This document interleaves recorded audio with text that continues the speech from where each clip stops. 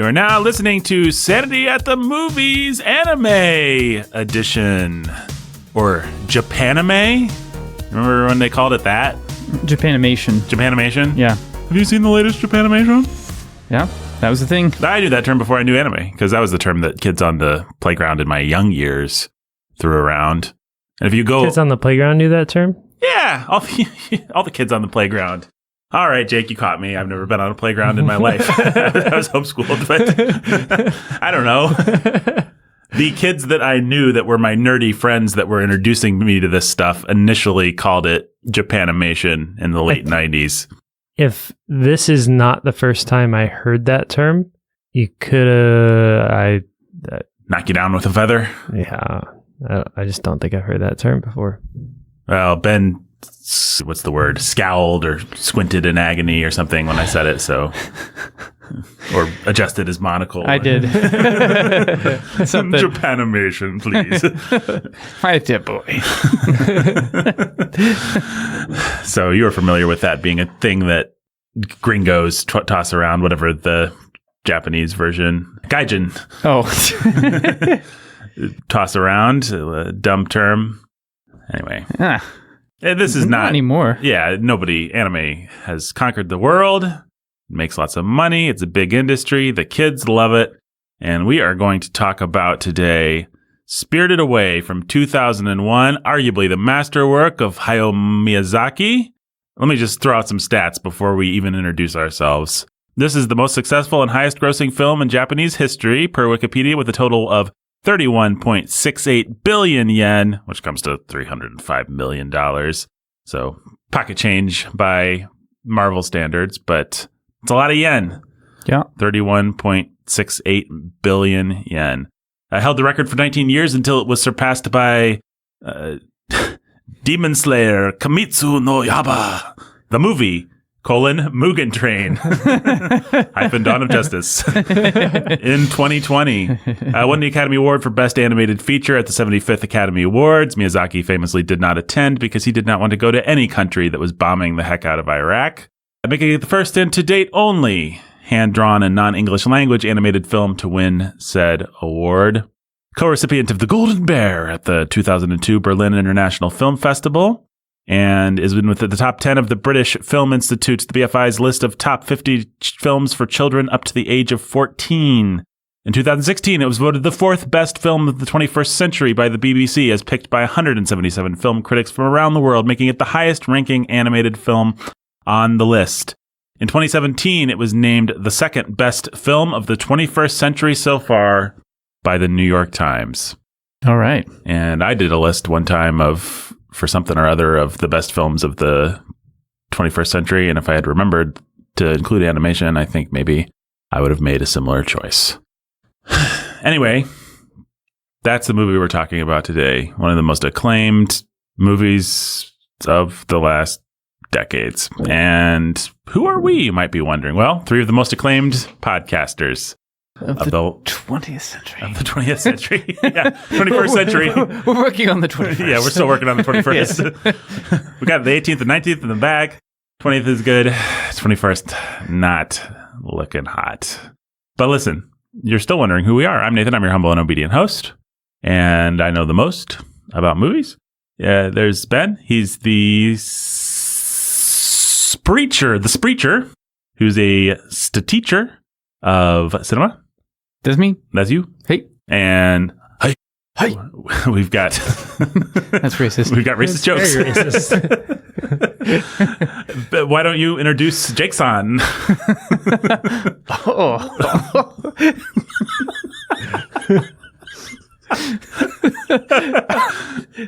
Yeah. Okay. I'm restraining myself here. Hi, Jake. This is Jake. Jake is the is the pastor who's a master of cinema. Yeah, that's me.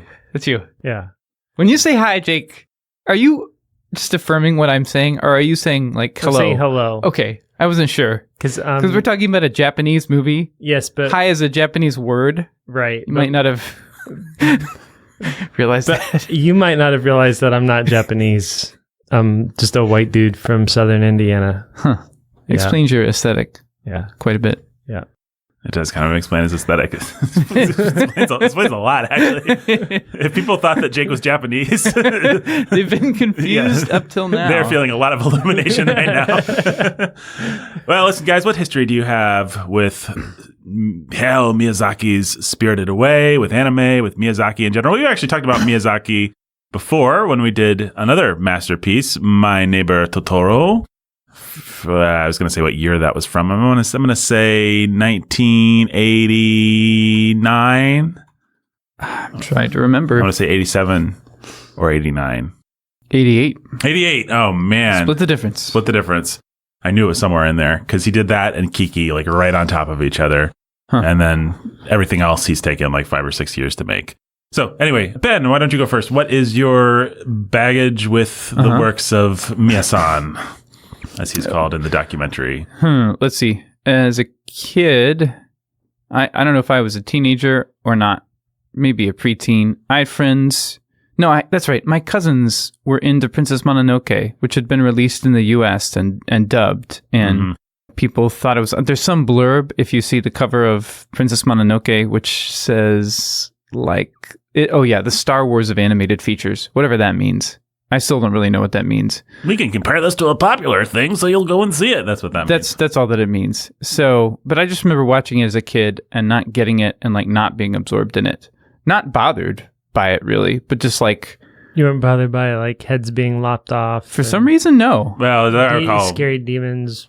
I don't know why not. That was one of the selling points when my friends were like, hey, you got to see this. This is crazy. This, it had a little bit of the allure of the forbidden, which Miyazaki usually doesn't really have, but Princess Mononoke has a little bit of that. It does. And I think I was just a little bored. Like it's actually, for all that it has heads being lopped off and demon wood gods and stuff, it's actually, it's a very sober drama. Yeah, the action is pretty, there's great action, but it's just in little pockets. And there's a lot of dialogue and a lot of like, here's a village. People work in the village. We make guns. This lady takes care of the lepers. It seems like there's a reciprocal relationship between the humans and the environment, which we're going to talk about. And there's just all this stuff happening that's like not, it just, anyway. So I liked it okay, I guess, but it was not something I came back to as a kid or cared about. And then I remember seeing some anime late at night on Cartoon Network for their Adult Swim segment. And I caught little glimpses of anime here and there, and it's just weird. It really is an other world because you've got the Japanese aesthetic and you've got the Japanese style of animation, and then you've got their religious and spiritual overtones, which are strange. And you just feel that the way they tell stories is not the way that your shows tell stories, and it's not the way you tell stories. It's not Lord of the Rings. It's like something else if it's fantasy or sci-fi or whatever. And I don't know. To me, it blends together. Like I started seeing things in college, like Akira was a famous crossover anime that got popular on video. Very violent, very puerile. Let's use that word. Yeah. Not worth seeing, I don't think. And some other stuff. I got into it. So, but I think I went forward too much in time. On TV, on Adult Swim, I saw Cowboy Bebop. I saw an episode or two, and that is the most stylized, like amazingly stylized aesthetic I had ever seen. And it's mixing and mastering Western motifs. So it's all stuff that you can kind of recognize. That's right. In a funhouse mirror, as they say. Yeah. So that one has, Cowboy Bebop is also puerile in its way, but it has handles you can grab on. You're just like, this is a cool action hero. He's doing cool stuff. There's a villain. There's the hot chick. And so, but all of it blended together in this way that I had never seen anything like before. I loved the animation. I saw an episode or two, and that was enough to just put it in my brain that anime was really cool, was really worth watching, was really striking. But I already had an inkling then that anime was... maybe more than an inkling, that anime was also perverse, like that it was also dangerous, that like on Adult Swim they had some show about people in space or something, and I just remember seeing the intro, and in the intro there's a silhouette of a naked girl in a shower, just a silhouette, but it was still basically pornographic, and this was in just the intro, like the music to the show, and so that was also in my brain, like this stuff is not I can't just go like looking for this and watch all of it, and I don't want to for whatever reason. So I never did. Like, I never just went for it. I always felt very like on guard with anime, and I think that's wise. Even Cowboy Bebop is one of the more appropriate things like that, and Cowboy Bebop has stuff that's objectionable. And anyway, so I guess it was after that Spirited Away came out, and I saw it in college. Spirited Away was awesome. One of the best things I had ever seen. Just one of the most gripping and engrossing things I had ever seen. And I loved it. I saw it a lot of times, not in the theater, I don't think, though it was in a limited release at the time. And then I was open to all things Miyazaki. Saw Princess Mononoke again, loved it as an adult. It's not a kid's movie, actually. And I saw some other things here and there, but I never just like waded in and was like, I'm going to find all the anime things. I would try to look at even some famous anime shows, a number of which, like Neon Genesis Evangelion, have made their way over here sort of in a limited way. But you watch the first episode of something like that, and there's enough perversity or promise of perversity that it ought to put you off, in my opinion. And there was. Like, and there's enough things like that I feel like my intake has been relatively limited. Miyazaki is someone I don't have that worry about, for good or ill. Miyazaki is not pornographic. It's not what he does. Miyazaki would share most of your opinions about the Japanese animation industry. He's quite critical of it. Yeah. And he thinks children should only see 2 or 3 movies a year, preferably his. He's basically said that in interviews. I know that he's kind of a curmudgeon, but I appreciate that side of him so far as it goes. The Japanese have a word, otaku, I think. Otaku is an anime or manga fan? Well, yeah, it's like a nerd. It's their word for nerd, right. But it has a much more sharp edge to it to call somebody that. There are certainly people that claim it, just like there's people that say they're nerds or geeks here. But for a certain generation, like for Miyazaki's generation, to say we live in a world of otaku, it's to say we live in a world of people who've just given themselves to this stuff. Yeah. It's a word for like the girls that dress in the mini skirts, like as if they're Sailor Moon, the guys that change their eyes, and all the weird perversity that surrounds Japanese animation and Japanese pop culture obsession. Yeah, you don't have to look much farther than the way that boys and girls or women or men are often drawn in your typical anime show to know there's something perverse about sexually perverse going on here. The girls are oversexed. The boys are feminized. There's just a weirdness and a grossness to it that if it strikes you that way, you are correct, basically. Right. And there's a generation of kids, high school kids, that have basically, and into adulthood, who have adopted that kind of weird and infantilized sexual thing. And Miyazaki doesn't have any patience for them, for one. Go watch a K-pop music video. I dare say I'm sure J-pop is the same. But I say that just because I happened to be with a friend at a restaurant watching there were K-pop music videos on, and all the boys have on makeup and look like anime characters. And it is just like, I don't know. It's the same kind of sexual culture in a live action music video as something you might see in an anime, at least on the surface. So that comes to mind. All right. So anyway, I like anime. I'm not comfortable with most of it. I'm not even comfortable with things that I've seen. And I'm like, that was really cool. Like Cowboy Bebop. Not recommending that you watch it. Don't know that I'll ever go back and see it again. I do like it. I like Miyazaki. I've gone back to his films many times. I've seen Spirited Away probably like 8-9 times now. Well, just to give a little context to Ben's baggage, Ben is exactly of the generation, and so are we all, that the internet happened and a more cosmopolitan approach to pop culture happened, and anime came over, and Adult Swim introduced it to a like there's just anyone who was plugged into nerd culture at all, which I don't think we all were to varying degrees, but me and Ben more so, but I don't think any of us was just like totally plugged into it. But anyone who had any kind of association with it was going to have an encounter with anime, because it dominated. And you had Harvey Weinstein bringing us Princess Mononoke, and then the Disney Corporation bringing us Spirited Away. And, if those guys are sensing, hey, we can make money off of this, Yeah. And that's because there's a change. Yeah. And now you watch an animated Netflix show made in America, and it adopts the designs and the stylings of anime. Like it's just there's a lot more crossover between the different styles. Right. And stuff. Jake, your baggage was Spirited Away and Miyazaki and anime and all that good stuff. I guess if it's possible to have lived under a nerd rock, I lived under it. I had no experience whatsoever with anime. Nerd rock, like they might be giants. It took me a minute, but it was totally worth it, folks. Anyway. Exactly what I meant. Worth interrupting Jake for. I never watched Adult Swim. I didn't care about any of that stuff. It was for nerds and geeks, and I was not one of those people.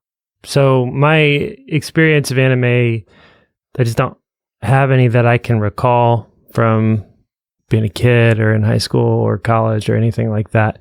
I'm pretty sure the first time I ever watched an anime film was when Ben gave me Spirited Away for a Christmas present. So this is the first, I think, anime movie that I've seen. Showed it to my kids, and you're welcome. It didn't go down too easy. Since then, we've watched a handful of. I think the second one that I tried on the kids was Princess Mononoke. Turned that off pretty quick. Yep. Just didn't know what I was getting into. It's just like, Ben and Nathan say Miyazaki is cool. We tried Spirited Away. Let's try this other one. Yep. Princess Mononoke.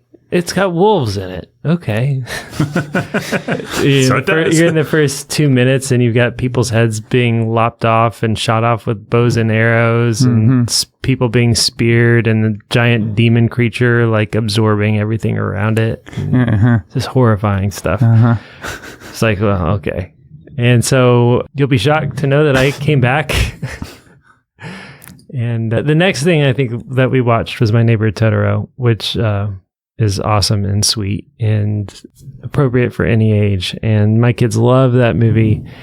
And we've since watched Howl's Moving Castle and Ponyo. And I guess we slipped in other sort of basic standard fare things like Avatar, The Last Airbender, that sort of thing. American show influenced by anime. An American show influenced by anime, and various other things that we know that we love that have been influenced by anime or are in that same sort of styling. So anything that Dave Filoni, who worked on Avatar: The Last Airbender, has done, that sort of thing. So, I mean, we've tried other American style things, but Netflix is going to do the Dragon Prince and it's going to be cool. And then they're going to stick in a bunch of LGBT stuff and be like, oh yeah, we can't watch this now. So that's more or less my experience of anime. And I really can't, I've tried and would like to watch Cowboy Bebop, but I just don't have really the time or the space to dedicate to doing something that I can't watch with my kids. It's that, and that my wife is also not really interested in. Right. So yeah, I guess that's where it is. I mean, I do think it's at least interesting. I'm not as taken with the cool factor or whatever sense of cool factor about it. But I like Miyazaki's films. I like showing them to my kids. Totoro's cute. Ponyo's cute. Kiki and Howl were fine. So yeah. My baggage is more similar to Ben's than it is to Jake's. I mean, I have watched my share of anime. I think I probably discovered it with things like Trigun or Cowboy Bebop on Adult Swim, like many of my generation did. Sorry. I enjoy things, as we've talked about many times. I think me and Ben both to varying degrees enjoy movies from Japan or Japanese culture or samurai culture or whatever you want to call it. It's just an interesting world. For me, it's my favorite. It and China, I guess. The Orient, if I'm allowed to say that. I'm not allowed to say that. Whatever you're supposed to call that chunk of world. Asia. Yeah. That was the word I was looking for. For me, Asia is close enough to us, but different enough to us that I find it interesting and not off-putting. Like, my wife loves to watch movies and read novels and read books and watch documentaries about India. to me, India is just like weird and pagan, and it looks like everything smells bad and there's mosquitoes. And maybe that makes me a horrible racist, but I do not enjoy entering into the world of India. And there's any number of continents and places where it's like, well, it's just not really my thing. But China and Japan both have this weird relationship with the West that I find endlessly fascinating, where it's like, these guys are all dressed like businessmen and they're doing businessy things, but they're bowing to each other. Why? What is this sense of honor? Things like that. They act like they look on the outside like people who have a Judeo-Christian ethos, and we have good versus evil in this story. But then the good is kind of acting like evil, and the evil is kind of acting like good. And where's the line, and what do they actually believe, and why is the hero being so brutal, or why are the good guys having honor, or why are the bad guys having honor here, but being completely callous here? Those kinds of questions, that kind of exploration of that culture, are pretty endlessly fascinating to me. And obviously, the Hong Kong film industry. I realize I'm lumping several things together, but I dare say there's many of our listeners who are gauche enough to lump all these things together. The Hong Kong film industry was obviously ahead of us in action for a long time. Gunfights, karate,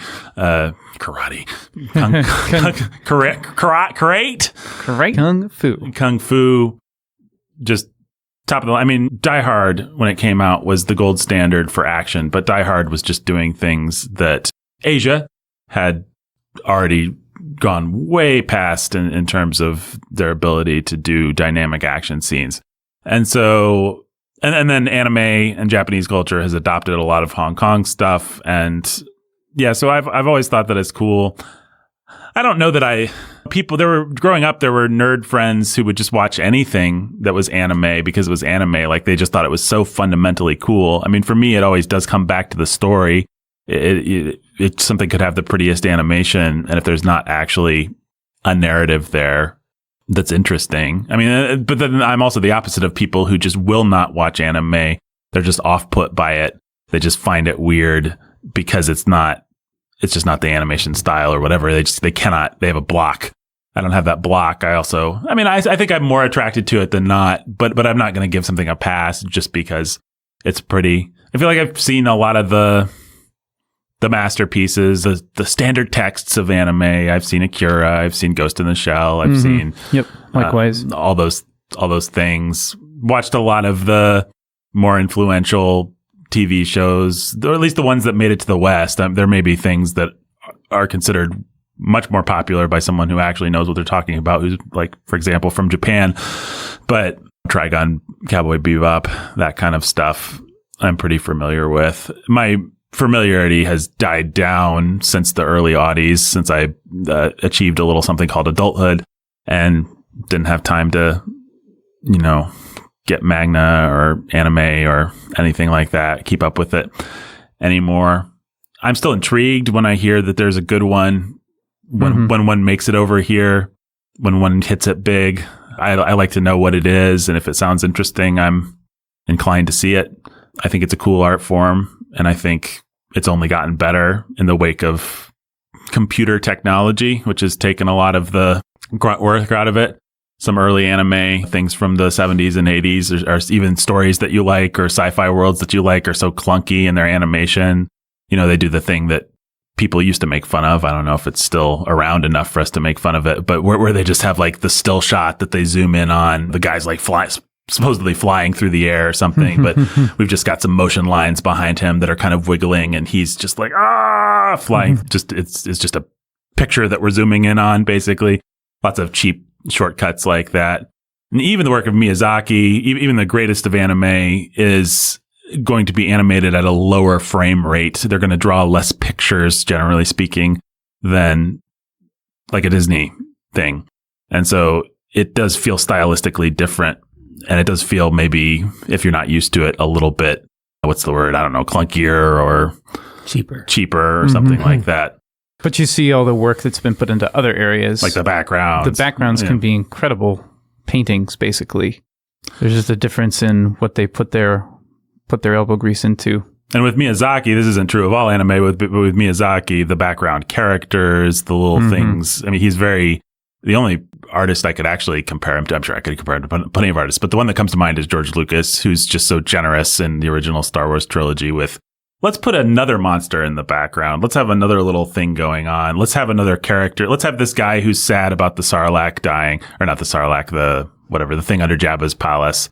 The Rancor. Let's have the Rancor has a handler, and you know what? Everybody loves somebody, so the Rancor's handler is crying when the Rancor gets spirited away. Is just full of those kinds of little details. I'm sure we'll talk about many of them that just bring the world to life, and I love that stuff. Anyway, that doesn't have anything to do with my baggage. My larger baggage is I'm intrigued by the world. I'm intrigued. I've seen most of Miyazaki up to through Howl's Moving Castle.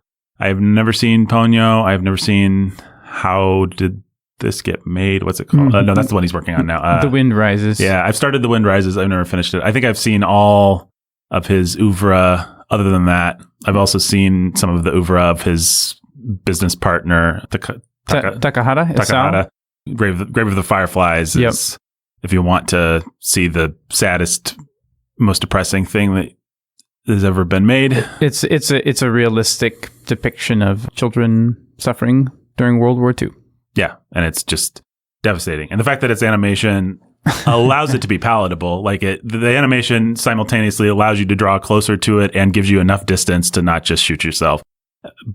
But it's a neat trick, and man, I don't know that I ever want to see it again, even though it's some kind of masterpiece, I think. Anyway, yeah, you can tell I have a lot of sympathy for all this stuff, and I like it, but it's interesting. If Spirited Away, I did see in the theaters. I think my first interaction with Miyazaki was Princess Mononoke, and it was my friend saying, an arm gets shot off by an arrow. You have to see this. So we watched the DVD or video or whatever it would have been at the time. I was like, this is pretty cool.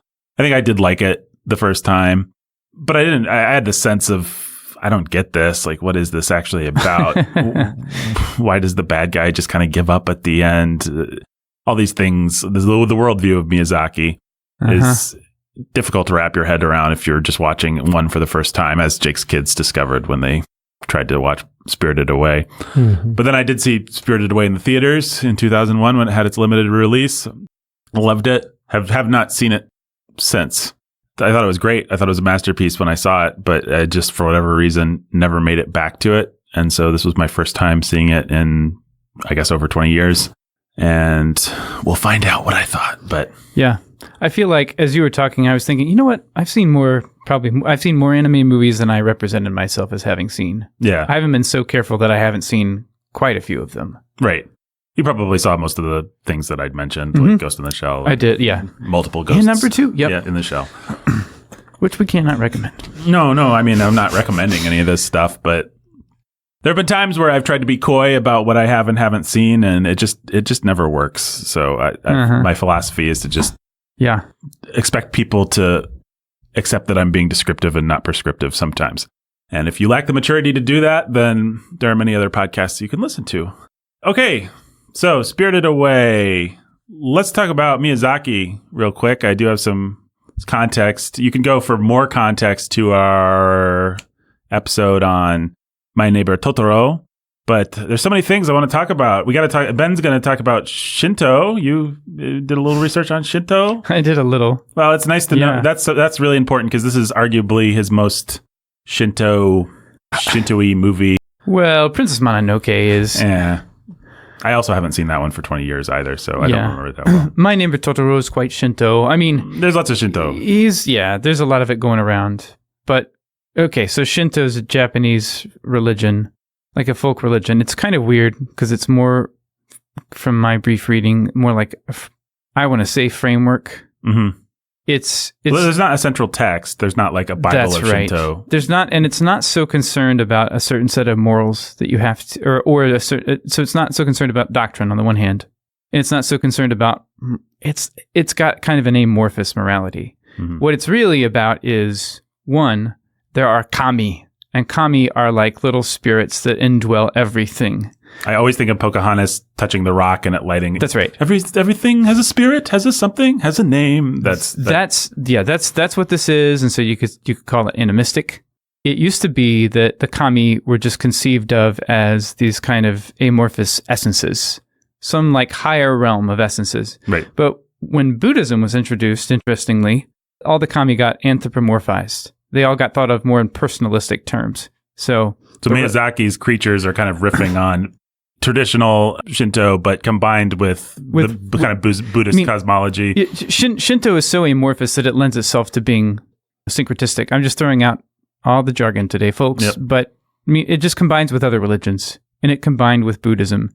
And there have been movements. There's a lot of different forms of Shinto. It just kind of takes on the flavor of what's around it. So there have been movements to get the Buddhism out of the Shinto. There have been times when the Japanese Empire used Shinto as a state religion and as a means of control. But because aside from kami, and anything could, like your dead grandfather could be or could become a kami, something that you reverence, that you worship, that you want to be in harmony with. Kami, by the way, not like the Red Menace. Oh yeah. Thanks. Kami. The other thing that Shinto is about is purification. Mm-hmm. It's got all these rituals of cleansing and washing and dealing with corruption. And in Shinto, everything starts out uncorrupted and in harmony. And so if there's a corruption or an imbalance, you purify it. There's no original sin. If there's any staunch morality to it, it's moving towards greater purity, greater harmony, greater sort of generative power, creative power almost. Yeah. And so I think you could easily tell how a political state could use that idea, could define purity in terms with what was most beneficial to the state, and then use Shinto as a lever. Right. Because like I said, it's more of a framework. Just here are all these kami. And so anyway, Miyazaki often uses the vocabulary of Shinto, so to speak, the idea of all these little spirits, anthropomorphic spirits and everything in his movies. The three we just, so Spirited Away, there's a radish spirit, there's a billion other, there's little bird spirits, river spirits. And then in My Neighbor Totoro, there's forest spirits. And in Princess Mononoke, there's all kinds of spirits, wolf and monkey and whatever. Well, in several of those things, the spirits will be corrupted by literal pollution or by man's corrupt nature or whatever, and they can kind of become it's like No Face in this movie. He's not inherently evil, but one way or another, and we can talk about what happens to No Face because the movie leaves it a little bit ambiguous, but he becomes corrupted by his environment. Yeah, that's right. And so Shinto, apparently it's been, some people would say, co-opted by environmentalism. But Shinto is like in modern Japan because it's about keeping the environment pure and being in harmony with the forest spirits or whatever. But I don't, from what I've seen in this Wikipedia article, it's not necessarily environmentalist. Right. Miyazaki uses it that way. Not like an American liberal environmentalism, I wouldn't say. Not shrill, but just like, hey, you should have an idea that nature matters, that you depend on it, and that if you destroy it, you'll end up destroying yourself. No, I think one of the saving graces of, if I can put it that way, of Miyazaki's environmentalism, although it can be annoying in some of his movies, but in a movie like Spirited Away, it's like, for better or worse, this guy really believes this. It's not just a fashionable hat that he's wearing, like in so many liberal Western movies. It's like, this guy, this is part of his deeply, maybe it is his deepest held belief. Like he really enters into it, for better or worse. Yeah, he does. I don't find his environmentalism offensive. I would understand someone watching Spirited Away for the first time and thinking, this is the same leftist garbage that I've witnessed in the United States, but I don't think it is. I think it's a separate thing. You could say it's different leftist garbage, maybe. Sure, but it is different. It is different. I don't know what else to say about Shinto. I think I remember reading or hearing that Miyazaki doesn't believe in Shinto. No. But whether or not he does, he's just using it metaphorically in Spirited Away. Well, let me talk about Miyazaki. That's a good lead into him because he's interesting. I watched the documentary. Have either of you guys watched Kingdom of Dreams and Madness? It's the documentary. I wanted to see that. It's on HBO. I'd like to see that. It's really interesting. And it basically, you just hang out with Miyazaki for a couple hours while he's making The Wind Also Rises or whatever it's called. And he's a really interesting figure. So first you go to his studio, Studio Ghibli, and the way that they portrayed it in the documentary, which the documentary is obviously something of a puff piece, but I think you can see through the cracks enough to sort of get an idea of who the man is. Anyway, he's built himself this studio that's like Rivendell or something. There's these grassy spaces and stained glass windows with light pouring through and as much nature as possible. And everybody's kind of spread out in this large environment and working on different animation. And Miyazaki's just in a room, apparently quite accessible to everyone else, just in his corner, drawing and drawing and drawing and drawing and smoking cigarette after cigarette after cigarette after cigarette. Everybody smokes, which is an interesting aspect of Japanese culture. When was this made? This would have been made 2 years ago, I want to say. 3? Yeah, 2 or 3 years ago. It's when he's making so he's working on a movie now, but the movie that came out before was The Wind Rises. That would have been like 10 years ago then. 2013. So this was like maybe 2011 that they're filming this. Yeah. And he's a really interesting guy. So he's a small, compact man, very elegant, very regal in a sense that you might think of as Japanese, very quiet. He's always wearing an apron and he always has a cigarette. And I was trying to think how to describe him, like his personality as it comes across in this documentary. The thing you have to understand is he's not a Walt Disney figure, or maybe he's closer to the real Disney, but he's not like the Disney that we have had presented to himself, nor does he want to present himself that way. He is the kind of guy has a lot of sentimentality about children, and like every day he walks by the school and he waves to the school children as he walks to his studio from his house, and he'll talk about doing things for the children and how children can see things that he has that kind of patter, but he really comes across less like a lovable uncle and more like a Gandalf kind of figure, kind of a quiet, clever, cranky, sort of world weary guy. He's constantly talking about things like the person on the documentary asks him, "Are you worried about the studio's future after you're gone?" And he says, "The future is clear. It will fall apart." And that's just like, and he goes home one day and they follow him to his house, and then he's walking into the house and he says, "I should draw better tomorrow. Damn it." And that's Miyazaki constantly. I mean, he's got this strain of real Japanese fatalism. And you see it in his work, but you particularly see it in this man. He seems like a very sad man. I'm not going to pretend like he doesn't have a certain charisma and certain wisdom or anything like that. I mean, he does seem like a guru or something. I mean, he has some of the qualities that you'd sort of want him to have, I guess. But he's a much more austere figure than like a Walt Disney, or I don't know who you'd compare him to. His employees seem to like him. They interview people who say things about how, like, if you want to express your own vision, go somewhere else. And if you can be broken, go somewhere else, because he's going to demand everything of you. And so some people who are very talented shouldn't come here because they're not willing to just give everything. You see him just in his little alcove drawing. You see the other people doing the business. You see them talking about Ghibli toys and do we need to do a Totoro line of this or that. Miyazaki seems to be above that kind of thing. At the end of every day, Miyazaki and his team go to the roof to gaze at the sky.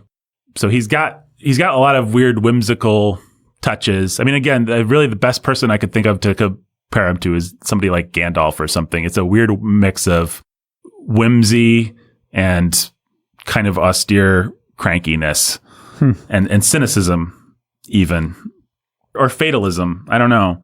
He has a goat.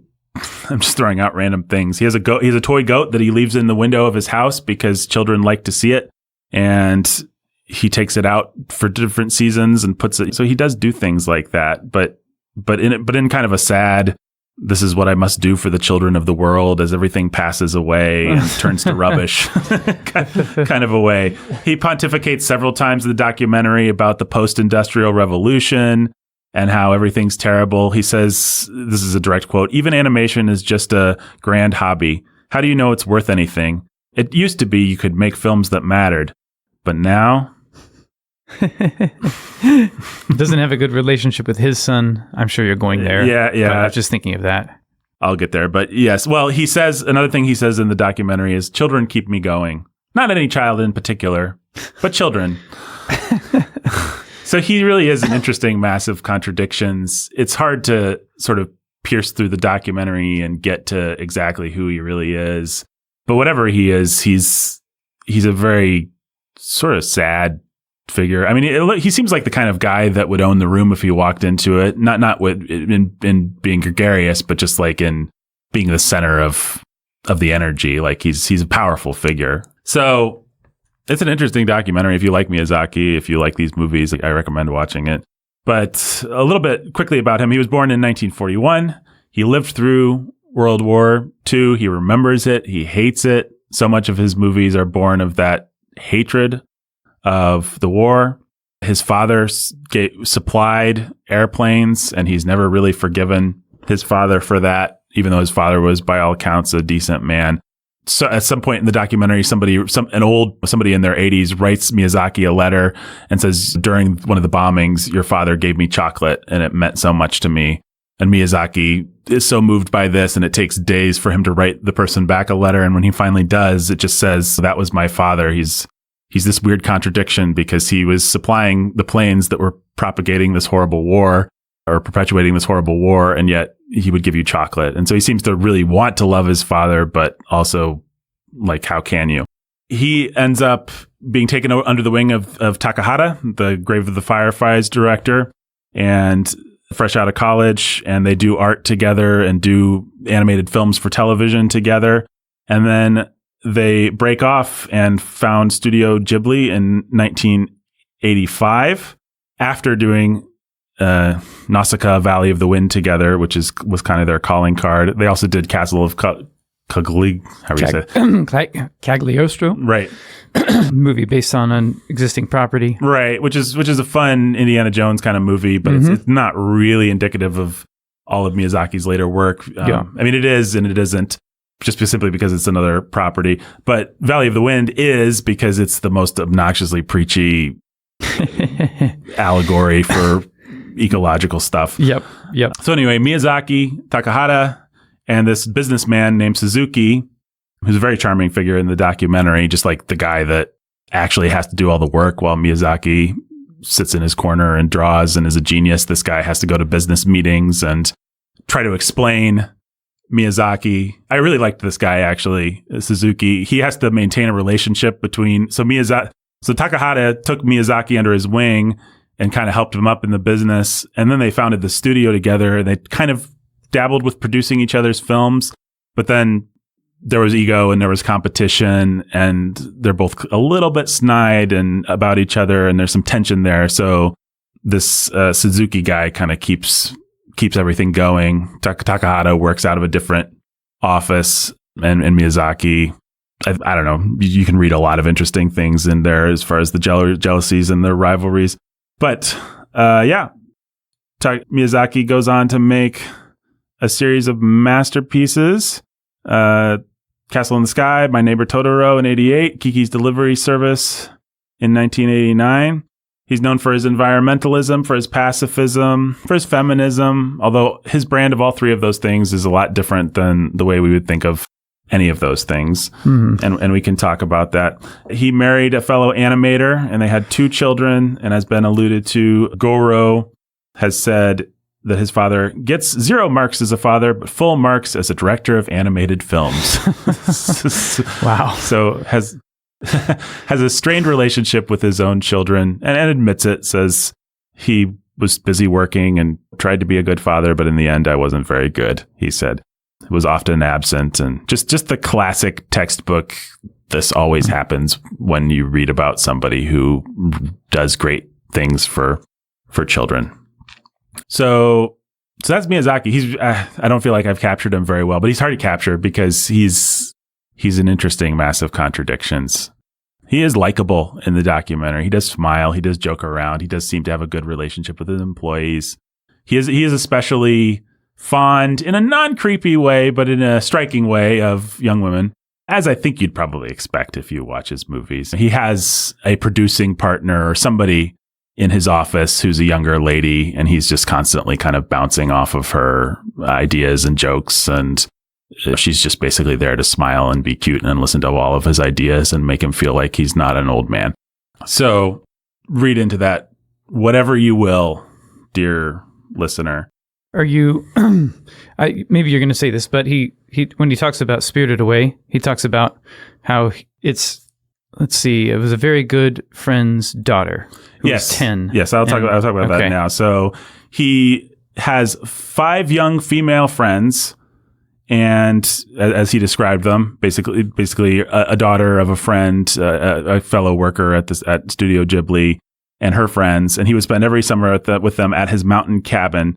And when they were 10 years old, he wanted to make a movie they could enjoy. And that's why he made Spirited Away. This is a quote from Miyazaki. "We have made Totoro, which was for small children, Laputa, that's Castle in the Sky, in which a boy sets out on a journey, and Kiki's Delivery Service, in which a teenager has to live with herself. We have not made a film for 10-year-old girls who are in the first stage of their adolescence. So I read the shoujo manga, such as Noyakoshi or Riban, which they left at my mountain cabin. I felt this country only offered such things as crushes." This is a little bit of Miyazaki's patented hatred for anything popular that's not him. "I felt this country only offered such things as crushes and romance to 10-year-old girls, though. And looking at my young friends, I felt this was not what they held dear in their hearts, not what they wanted. And so I wondered if I could make a movie in which they could be heroines. If they find this movie to be exciting, it will be exciting. It will be a success in my mind. Mm-hmm. They can't lie. Until now, I wish there was such a person leading characters. This time, however, I created a heroine who is an ordinary girl, someone with whom the audience can sympathize, someone about whom they can say, yes, it's like that. It's very important to make it plain and unexaggerated. Starting with that, it's not a story in which the characters grow up, but a story in which they draw on something already inside them, brought out by the particular circumstances. I wanted to tell such a story in this movie. I want my young friends to live like that, and I think they, too, have such a wish." So he looks around, he sees that everything for 10-year-old girls is crap and romance, and Sailor Moon is my reference point for it, at least. I'm sure that's a way too old of a reference point. But he's like, let's just make a movie about what a 10-year-old girl actually experiences when she begins to go through adolescence. Her parents turn into pigs. Yeah. And she's enslaved by an evil witch. Yeah. Well, it's perfect. It's perfect. It's a perfect metaphor. It actually kind of is. A couple other interesting quotes from this interview. The interviewer asks, "Why did you make a story that takes place at a bathhouse?" He says, "For me, a bathhouse is a mysterious place in town. The first time I saw an oil painting was in a bathhouse, and there was a small door next to the bathtub. I wondered what was behind that door. So I thought up a story about a young man, but it was rejected as well." Where did the idea of bathhouses being a place for gods come from? It would be fun if there was such a bathhouse. It's the same as when we go to hot springs. Japanese gods go there to rest for a few days. They return home saying they wish they could stay for a little while longer. I was imagining such thing as I made images of the film. I was thinking that it's tough being a Japanese god today, which he laughs at his own joke there. I should stop and go back, by the way, and say the way that these films are made is that he storyboards them. He takes years to storyboard them. They're never scripted. There's never a script. He just storyboards them. They start production while he's still storyboarding, so they never know exactly where these films are going to go while they're making them. And I think that might be evident. It is crazy, and I think it leads to the one weakness of most Miyazaki films, which is generally that the ending is just like, well, okay. Guess it's over now. Guess it's over now. And I would argue that Spirited Away has that weakness. I would argue that you'd be hard-pressed to name a Miyazaki film that doesn't have a little bit of that feeling. But maybe that's part of their charm. I don't know. I feel like it's part of his worldview, actually. I've always taken it as intentional feeling. I mean, if you want to call it a weakness, it probably is. But it's just like life goes on. Yeah, I mean, it's the one thing that feels so foreign to me, literally foreign about Spirited Away, that Chihiro's final test is such a throwaway. It's not. I mean, she's grown. I don't know. We can talk about it. We'll get to it. This person asks, just a few more of these questions are interesting. What was the biggest difficulty in making the film? Miyazaki says, as usual, after the production started, I realized that it would be more than 3 hours long if I made it according to my plot. So I had to cut a lot from the story and make a complete change. I'm also trying to make the film using an ordinary man's eye this time, so I reduced the eye candy as much as possible and made it simple. I didn't want to make the heroine a pretty girl, but even I was frustrated at the beginning of the movie. I thought, what a dull girl she is. When I saw Rush's, I thought, she isn't cute. Isn't there something we can do? But as the film neared the end, I was a bit relieved to feel, oh, she will be a charming woman. And then the interviewer asks, this is the final one, do you have any ideas on how today's children, such as Chihiro, can regain their energy? Miyazaki said, and this tells you as much about him as anything.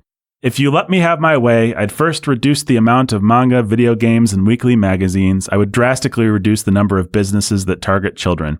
Our work is part of them, but I think we should let our children watch animation only once or twice a year and ban cram schools as well. If we let children have more of their own time and have their own way, they'll become more lively in a year or two. There are too many people who make money off of children. There is evidence we can live without such things here in this park, yet there are too many things around us to relieve our unsatisfied hearts and boredom. This is the fault of adults. It's adults who are in the wrong shape. Children are just mirrors, so no wonder they are in the wrong shape. End of quote. And the interesting thing, having watched that whole documentary, is like if we've said that, there are too many things that relieve our unsatisfied hearts and boredom, we need to reduce those things. We would be saying that because we would want kids to find things that actually satisfy. But I think, and Miyazaki has a little bit of that, but he also has like a real strain of, well, kids need to discover that nothing satisfies. That life is ultimately pointless, and you just have to live with the tension. Yeah, you've got to live with yourself, and you've got to live with the tension. And like Chihiro, you have to just kind of grow up at a certain point. I mean, if we ever do The Wind Rises, man, what a nihilistic movie. I don't know that I want to see it again. I mean, it's awesome as a movie. It's fantastic. Well, he wanted to make it more nihilistic because this documentary captures the moment where he's like, oh, okay, we'll add a last beat that is actually somewhat happy, and his producer is saying to the camera, oh, good, thank goodness. Like, he wanted to make this so much more nihilistic than it actually was.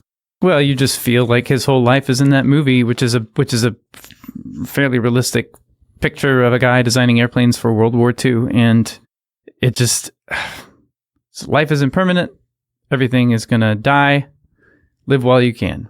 Well, and we're all part of an industry that, like, even our best works will be used against us. You see a little bit of this. I'm part of an animation industry that corrupts children, actually. But even my best work may not last and may be used to sell Totoro puppets to kids so that they will forget their problems and not actually face themselves. And so he has that strain of nihilism in him. That's just Japanese film for you. He's very Japanese. Yeah. All right. Well, there's your context. There's your baggage. We are also watching this somewhat as a companion piece to Nathan's favorite movie, Song of the Sea. So I suppose we can draw out comparisons there if we want, or maybe we can just leave Song of the Sea in the ocean, far down deep in the ocean where it belongs. Is that where it belongs? Yeah. And people can go and watch it down there because it's so great. It's in that treasure chest, right? Right. Just have to get the key Just to go down there and drown, die like you deserve. Drown it, yeah. People who watch Song of the Sea. People who watch Song of the Sea deserve to die. That's what I was trying to say. That's what I heard. No, it's great. It's great. It's a wonderful metaphor for grief. All right. Speaking of wonderful metaphors for grief, we're going to need wonderful metaphors for grief for our audience if we don't talk about this movie properly starting now. So, Spirited Away, what did you guys think? I guess we'd all seen it in the past, and now we were all coming back to it. I was coming back to it after 20 years. Ben was coming back to it. Probably after two years at most. After 2 years and having seen it many times. A lot of times. Jake was coming back to it after Ben traumatized Jake's kids with it. Maybe I'm going to say 5 years ago. I don't know. Time flies when you're having fun. Mm-hmm. Well, what do you guys think about old Spirited Away? I think it's pretty great. Straight out of the id. Straight out of the id, huh? What I always liked about it was, well, one, for me, it just felt like, oh, I recognize a fairy tale when I see it. Mm-hmm. And this may have bizarro Japanese stuff that I don't understand, but it's just a fairy tale. Yeah. And I think that's a decent handle for it. And I don't know. I like that in the movie, it's actually teaching, the little girl develops by learning all these lessons about work and politeness. Yes. And so a lot of the movie works on that level. She's scared. She learns to have courage. She learns to work hard, be polite, take responsibility for others. And then on the other hand, it's like an allegory about how in order to survive in an industrialized world, you have to have love. Mm-hmm. And you need a closer connection with your environment too, because it's bad. When you live in a high rise and you make lots of money and you're greedy, that's not good. Mm-hmm. If you had a closer connection with your environment, that would be better. And you would be more sane. And you wouldn't be greedy. And you wouldn't turn into a big monster. Right. So it's got all these layers. It's like a critique of capitalism, I guess, if you like. And it's sort of environmentalist in its own Japanese way, like we were saying. Mm-hmm. And then it's also a fairy tale about a girl learning courage. And it's just a weird blend of all these things. It's got all these monsters and creatures but everything kind of has its own, every piece of it sort of has its own moral lesson or economical lesson, if you like, to it. And it all works as an adventure film with some really fun action sequences.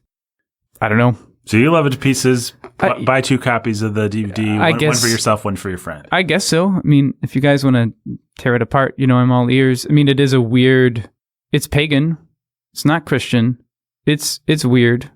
I don't know what to say. I think more than anything, any of Miyazaki's other movies, it feels pagan. Not in like a wicked way, but just in the bones of this are not built on a Christian, I hate this word, but worldview. I don't know what a better word is. Like there's no, it's not. But what I don't mean is that it's wicked. What I do mean is just that it's weird. It's just these are not exactly the same lessons that we would draw for Chihiro if we were. No. But they're not bad lessons. They're just like he really does care that she learns to be polite. And that's fascinating.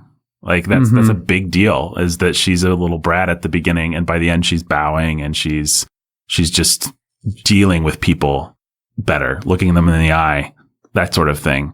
And that like really matters to Miyazaki in a way that it would just never occur to us one way or another in the West to make that a component of our movies. Like it's just. Yeah. I mean, I guess I'm sorry, but my other thought is there's one of my favorite scenes is when she's on the train. Mm-hmm.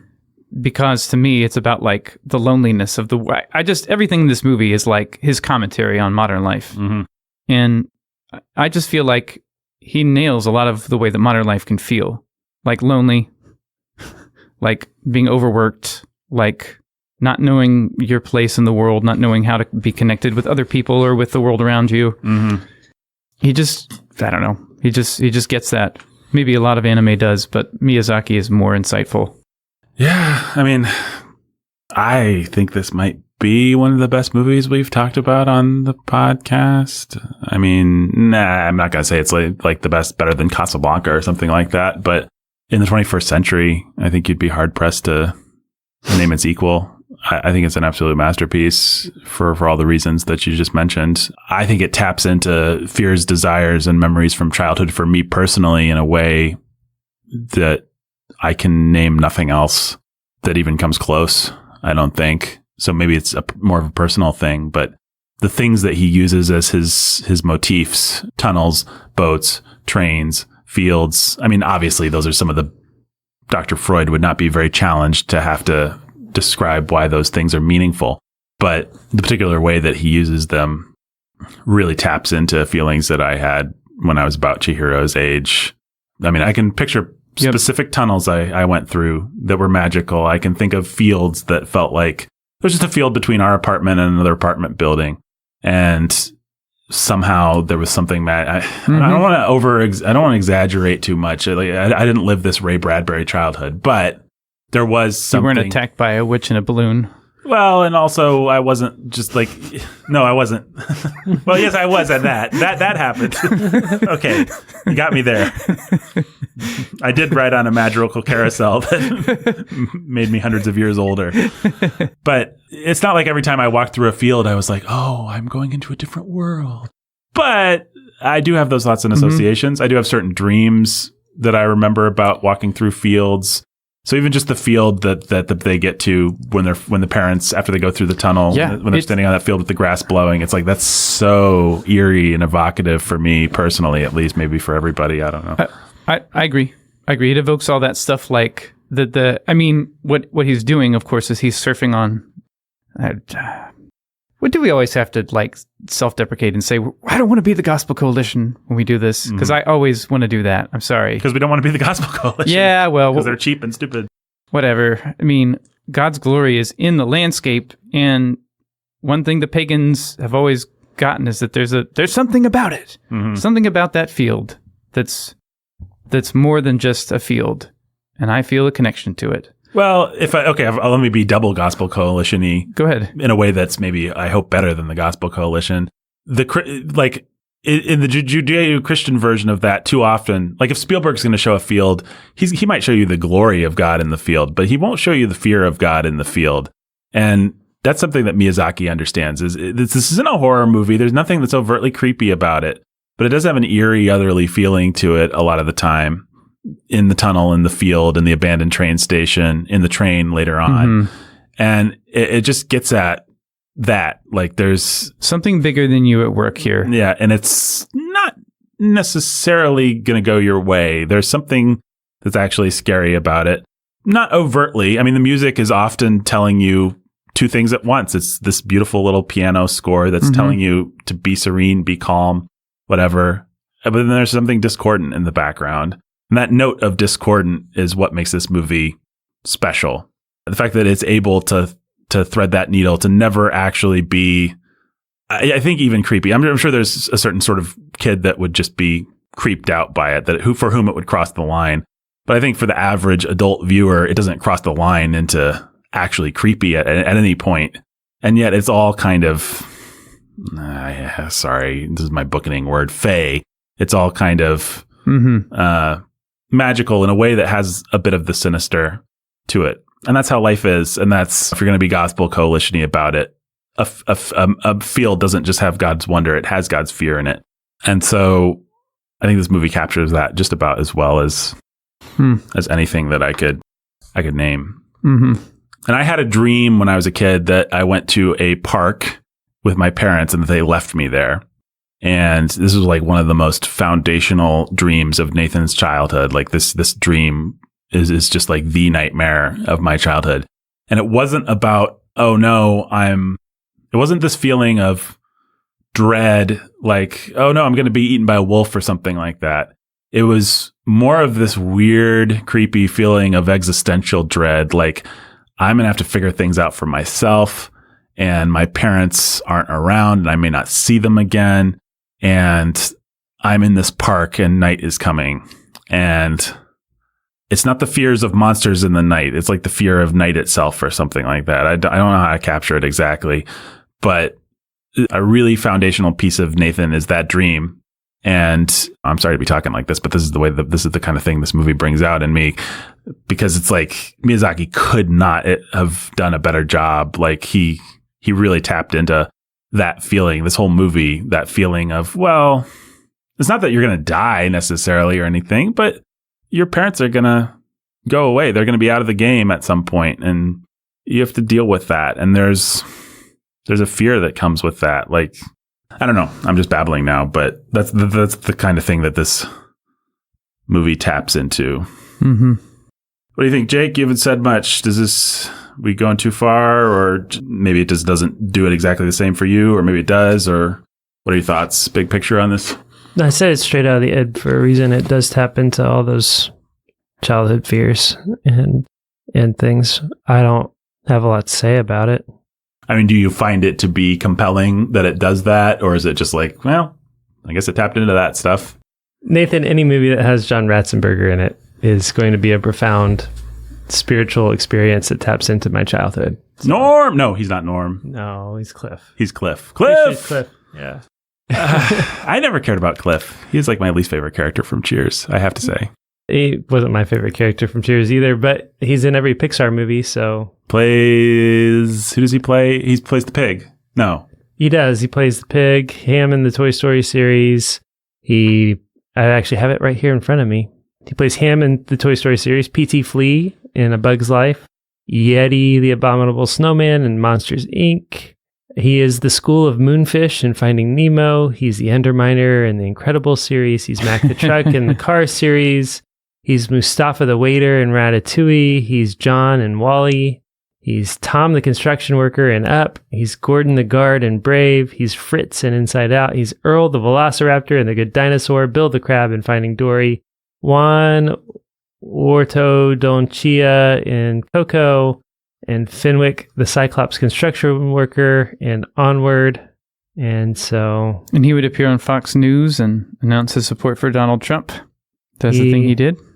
Yeah, he's been in absolutely everything until 2020. There you go. Then he died. I take it. No, he's still alive, actually. Oh, okay. But still active. They haven't had him do the last couple of Pixar things? I guess not. He finally crossed the line? Probably with Trump support. Rats, what you thinking, man?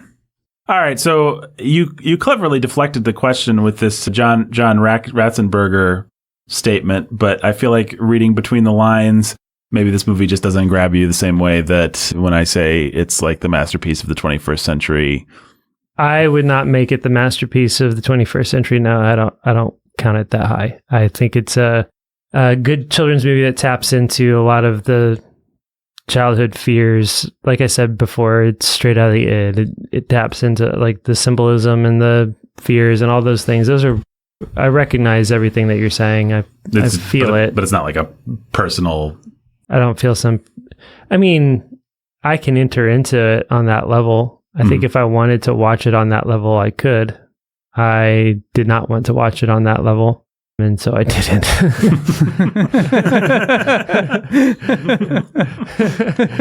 How about that? Sounds like we should come back to this in like 10 years or something. Yeah. I mean, I think everybody can relate to that feeling of being a kid and that I'm on my own and I have to figure this out kind of fear. And I think I would say what's compelling about the Shinto of it all is not the fear of God in the field, but the presence of spiritual realities and forces that are opposed to God that make things move from a kind of glory to a kind of ominous, this is against me, in a way that has less to do with God being against me and more to do with just the demonic and things like that. I feel that sort of thing at work all over the place, and in this movie, so it feels dark in that sense. Which isn't to say that there isn't a fear of God alongside the wonder. It's just that it's just a bigger, deeper, more spiritual world than our sort of materialistic enlightenment framework. So I feel it operating in opposition less to a fluffy Judeo-Christian or evangelical framework and more in opposition to a Darwinian materialistic enlightenment framework. On a visceral level, on a story level, then I think the Judeo-Christian framework that's where you feel that, or I feel that. Right. That opposition or that just otherliness that is off-putting in a way that I think is bad. But I appreciate alongside of it, just the fact, I mean, I don't want to say I appreciate the Shintoism of it all, but the re-spiritualization of the world that we live in that fairy tale sort of sense, as Ben was saying earlier. Yeah, I think that's all I really mean when I say the fear of God. I'm doing some math and getting to the end of an equation that you just filled in all the different pieces of. I mean, insofar as all of that stuff finds its meaning in the fear of God, ultimately, that's kind of what I mean. But I don't think I'm not saying like that this movie will instruct children in the fear of the Lord? Yeah. No. This is not, let's not do a Bruno is Jesus, the field is the fear of God thing. That's not what I'm saying at all. I'm saying insofar as Dracula is connected to the fear of God, this movie is connected to the fear of God, insofar as all fear is actually, but that's a big leap. And I'm glad that Jake actually gave us the footwork instead of just leaving us at the leap. Yeah. So, but Jake, you didn't, you felt it more as like, this is not something I enjoy entering into. This stuff is like, the Shinto of it all is messed up, which obviously it is. That's what you're saying, right? Like it took away from the enjoyment of the film, or am I misunderstanding? I don't think it's that deep. Okay. You don't think the film is that deep? Or I don't think that my aversion is that deep. Yeah, I mean, if the movie didn't make you want to get into it, then maybe that's a problem with the movie. Maybe that's a problem with you. I don't really know how to. It's like me and Agatha Christie. Everybody thinks I'm the Agatha Christie monster, but also I just don't like Agatha Christie. Whatever. It's fine for other people. I mean, I know I always humorously push past that and say it's fine for idiots and that kind of thing, but actually it's fine for other people. It's just not for me.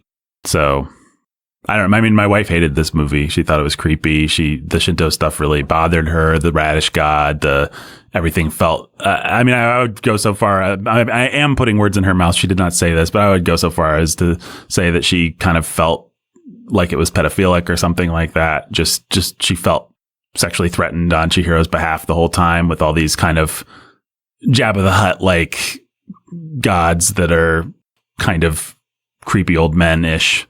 Like taking baths and stuff like that. Like she was just not like able to get past that. Oh, it's a little girl who has to appease these giant creepy male monster figures. Like that's I'm out. Game over, man. No more enjoyment of the movie for me. Doesn't matter what other levels it's working on. That one level is so profoundly disturbing. And the parents being turned into pigs and the lack of sentiment with which the parents are turned into pigs, I think really turned her off. And yeah, just everywhere where at least Disney would kind of make it sad when would make the parents more likable, maybe do something to tell you how to feel about this and to give you a way to channel your feelings into something cathartic, where this movie is just kind of like, well, her parents were jerks and they got turned into pigs, and yeah, she loves them and she's going to save them, but sometimes people are jerks and they get turned into pigs. You got to deal with it. They ate the wrong food. What are you going to do? They ate the magic food. It does remind me, I guess, just talking about it more, it does remind me of this long lost episode of G.I. Joe that I watched as a small child. Where everybody's faces melted off. Yeah, I've seen that episode. It's pretty horrifying. I looked that clip up on YouTube after you guys talked about it last time. Yeah, it's pretty horrifying. Yeah, I can't imagine seeing that as a kid. I'd be super disturbing. I was like 4 or 5. That's terrible. Stuff like that is traumatizing as a kid. Yep, it was. That lived with me, man. It still does. Yeah. And remembering random terrible animated stuff I saw too. The My Little Pony movie, I think, really bothered me. There's just, yeah. Ben's a brownie. Nope. Did you say brownie? A brony. A male fan of My Little Pony. I know what a brony is. I'm sorry. I just thought Jake pronounced it brownie. And I was like, does he think it's My Little Pony? He's not going to get any brony points if he pronounces it brownie. I'm not going to get any brownie points. Oh, man. Okay, well, all right. I think we still have to talk more about this movie. All right. What do you have anything else to say about the words that you put in Meredith's mouth? No, I think she's being fair. I think Jake's being fair too. I still think this is a masterpiece. I mean, I think they're both missing out a little bit. And I think if they wanted to go the extra mile to do the work to meet the movie halfway, they might discover something really special. But I don't begrudge them not doing that work if they've got better things to do. Just like I don't begrudge anyone not doing that work with any movie. Movies aren't that important. But I think this is a work of a genius filmmaker and probably his best movie. And I think it's fantastic. Well, as I've said, it also does play on a lot of things that I felt very specifically and strongly in childhood.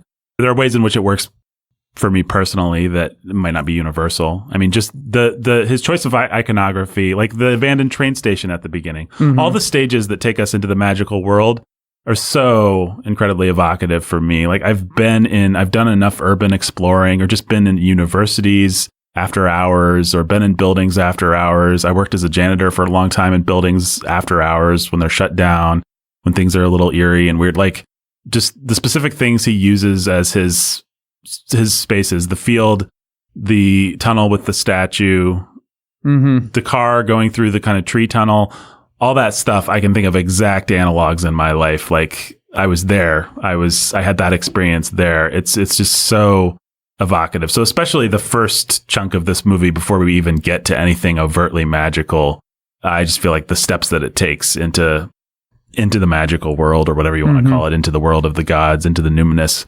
work so well for me. Yeah. And the relationship with the parents works well. Their kind of low level irritation, the lack of sentiment. It doesn't feel like a nasty, like a lot of times when the kids and parents aren't getting along in movies, I'm just bored by it, because it's like, it's downstream of Spielberg. Like he kind of decided to, let's show parents and children relationships in a sort of unsentimental light in something like E.T. Like we're going to have sentiment at the end, but let's also have the time where they're just fighting over pizza or whatever. Famous scene with the famous slur in E.T. That kind of stuff. I feel like so many movies do that trick now, that just the standard default is parents and kids are kind of sniping at each other. And I get really, really tired of this. But this just felt more like realistic. They don't hate each other or anything. It's just, there's nothing great. There's nothing particularly foolish about this father. Yeah, he's an idiot with his fast driving and stuff, but he's not a hateful idiot, and the mom's not a hateful idiot. They're just kind of like dumb modern parents, and Chihiro's a dumb modern kid. Yeah. And the movie's regarding them all with less sympathy than you might expect. It's just kind of presenting them. And I like that. It rang true. Yeah, I like that too.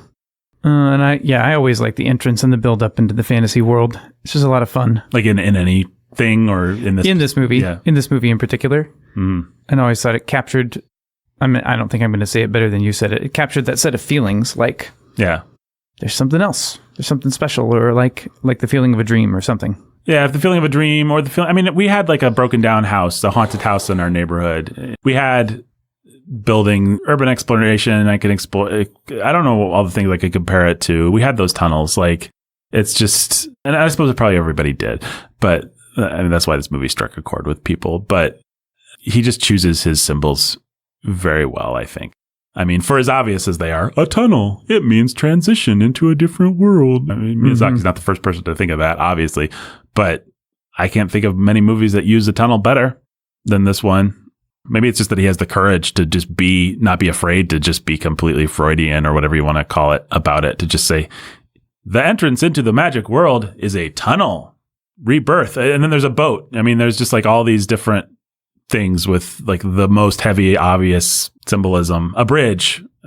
We get in the same movie, a train, a tunnel, a bridge, all these different things that symbolize death and rebirth and movement and passage and change, and have these associations. He's not afraid to just like slather them on. And I admire that. And yet he underplays it all. It's not like, oh, it's the spooky tunnel. There's the old saying that you must not, into the tunnel you must not go, or you'll find things you do not know.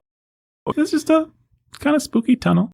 Yep. Everything has the weight of like, this is a metaphor, but also it's just part of the story. Yeah. And that extends up to the parents eating the food, which has that awful kid feeling. There's a very specific feeling. This movie evokes several very specific feelings that I could not name other movies that evoke them that well. The feeling of not you doing something wrong or being in the wrong place, but your parents doing something wrong, or the leader of your kid pack might be more relatable for a lot of people. Like, come on, you guys, let's go into this, closed down place, or let's trespass here. And you don't actually want to do it, but you have no control over the group dynamic. And so maybe you complain, maybe you keep your mouth shut, but either way, you have this feeling of, it's not my fault. I'm not eating the food, but I know it's wrong and they're doing it. That's like a really specific kid feeling. It's really specific to about a 10-year-old like Chihiro, someone who's old enough to have some level of observation and make some level of judgment about the world, but not old enough to actually control a situation like that or feel very confident in just walking away from it. And this movie captures that. And then, I mean, I'll just keep going. Then you have Haku. And again, it's like, it's such a broad, he's the older boy who's protecting her and telling her what to do and having her eat his food and even unlocking her legs at one moment. And it captures a lot of those feelings of adolescent yearning, but without ever feeling like it's trying to just say, it's a metaphor for adolescent sexuality, for burgeon, it plays in that it plays a whole symphony of that stuff, but without ever developing into like a major key melody where it's just gonna say that that's what it's about. I don't know. It's a really neat trick, I think. And then I guess we're going through the movie now. The bathhouse is awesome. Bathhouse is awesome. The going through the bridge is awesome when Haku stuns the frog and he floats. I remember the audience that I saw with having an audible reaction to that, like just the little whoosh into the bathhouse and the frog. You saw it in theaters? Yeah, saw it in theaters, 2001, good 21 years ago now, the last time I saw this movie. Weird. But the audience, that was like, for some reason, that frog getting stunned and then just floating, just that extra little care and detail really made my audience lock in. They're like, yeah, good job, Miyazaki, the frog. And then we were all like... The frog is funny. He always made me laugh. We were all part of the movie. Yeah, I think one thing it does is it suddenly she is in a different world with its own rules, and it's all happening very quickly, just very fast. And that's something he does. It does have that feeling of like, this is about becoming an adult and how much it can suck. Right. But it just does that as part of the story. Yeah, I love it. I mean, I love the feeling of, I love that this movie is essentially about a kid getting her first job and having to learn responsibility. And it's so mundane, except for that it's at the bathhouse of the gods and she's stuck there and her parents are going to be eaten as pigs. So it's not mundane.